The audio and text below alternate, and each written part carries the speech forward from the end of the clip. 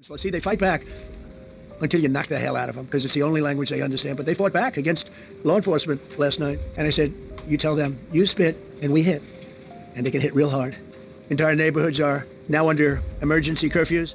Police are standing, and they're told, don't do anything under any such of this. And you can see they want to get at it.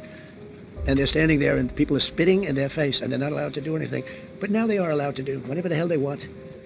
Last week, my administration surged 500 federal agents into the district, including from the FBI, ATF, DEA, Park Police, the U.S. Marshal Service, the Secret Service, and the Department of Homeland Security. You know, a lot of nations, they don't have anything like that.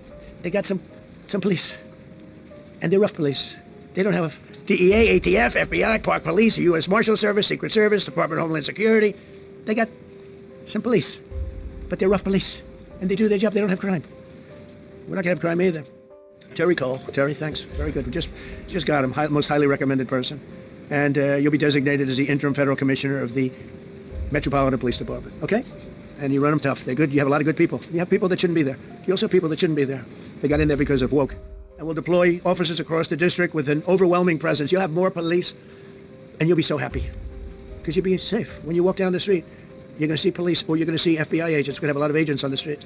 And you're going to have a lot of essentially military, and we will bring in the military if it's needed, by the way. We're going to have National Guard, but Pete Hegseth will tell you about it. We will bring in the military if needed.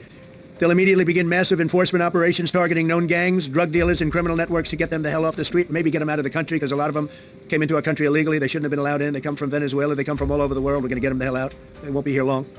But some of these people, a lot of them are homegrown criminals. They will never be an asset to society. I don't care. I know we all want to say, oh, they're going to be rehabbed. It's not going to be rehabbed. We've mobilized the D.C. National Guard. It'll be operationalized by the Secretary of the Army, Dan Driscoll, through the D.C. Guard. You will see them flowing into the streets of Washington in the coming week. At your direction as well, sir, there are other units we are prepared to bring in. Other National Guard units, other specialized units. To make sure that these emboldened criminals understand, we see you, we're watching you, and we're going to change the law to catch you. With no beside that statute, immediately we had it updated. We made it use the same language, all passed by Congress. And I announced it's 10 years in jail.